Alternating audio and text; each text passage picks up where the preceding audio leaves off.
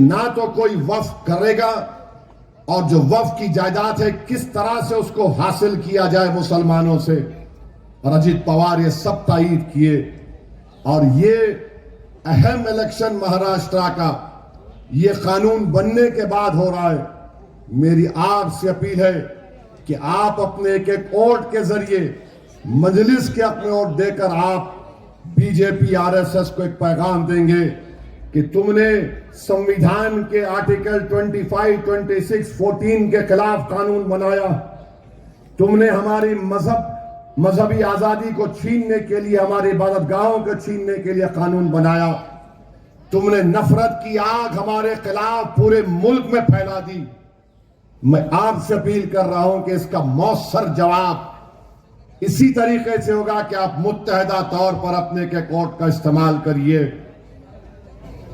आप जानते हैं कि सुलेमान पठान को उसके साथी दोस्तों ने मिलकर मॉब लिंच करके मार दिया।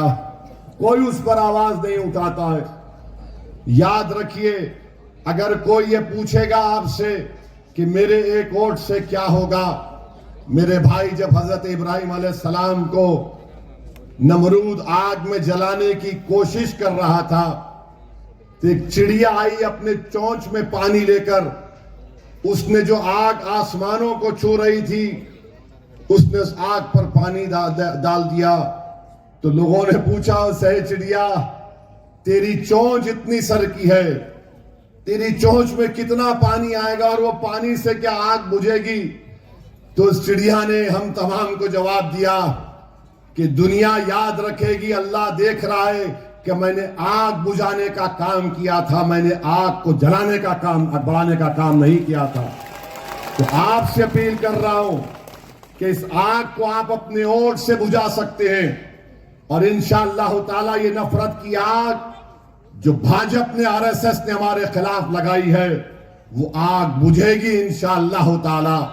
जो लोग आग जलाए हैं, इंशाअल्लाह ताला सियासी खातिमा तुम्हारा होगा, हमारा नहीं होगा। हम इसलिए जिंदा हैं क्योंकि अल्लाह हमको जिंदा रखेगा।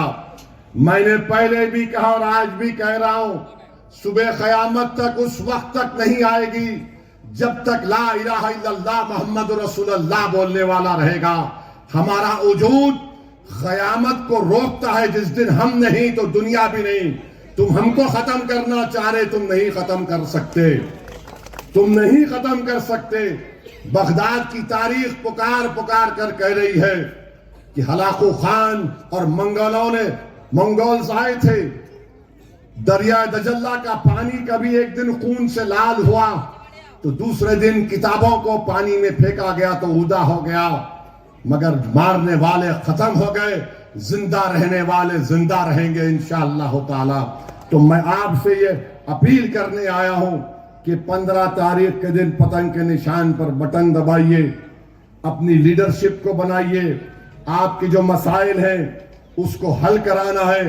और ये जो लोग अनाप शनाप बकते हैं, लगता है बेचारे इतनी नफरत मुसलमानों से इनको है कि अब दुनिया का ब्रेन का या साइकियाट्रिस्ट भी इनका इलाज नहीं कर सकता, इनका इलाज नहीं हो सकता। इतने पागल हो चुके हैं, बस सिर्फ नफरत करना इनका काम है। मेरे भाई, तुम नफरत क्यों करते मेरे को नहीं मालूम। लगता है कि इनके घर में उन्होंने अपनी मम्मी डैडी को लड़ते हुए देखा बचपने में, इसीलिए उनके ऊपर एक साइकोलॉजिकल इंपैक्ट पड़ गया है। लगता है कि घर में उन्होंने अपने मम्मी डैडी को एक दूसरे को गाली देते हुए सुना है, इसीलिए अनाप शनाप बकना इनका काम है। मुझे कोई फर्क नहीं पड़ता तुम जितनी गाली दिए, मेरे आमाल, गलत आमाल कम होते, और दो गाली, मेरे कोई फर्क नहीं पड़ता। गाली तुम गाली दे सकते।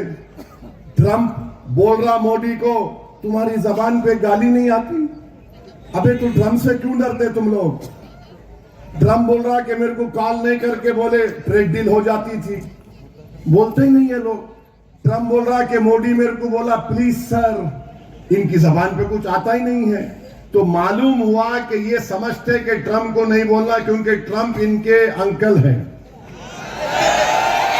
चाइना हमारी 1000 स्क्वायर किलोमीटर पे कब्जा करके बैठा, डेमसाक डेमचांक में, मगर चाइना को बोल रहे आके भारत में पैसा लगाओ। ये कैसा तुम्हारा नेशनलिज्म है कि हमारी जमीन पर चीन की फौज बैठी हुई है, हम 15 पेट्रोलिंग पॉइंट्स पर जा ही नहीं सकते, मगर ये इनका राष्ट्रवाद है। बहरहाल मेरे अजीज दोस्तों और बुजुर्गों, क्योंकि एक और जलसे में जाना है, यहां पर सिर्फ हजरत अलमास किबला रहमतुल्लाह अलैह के पास दरगाह को जाने का प्रोग्राम था।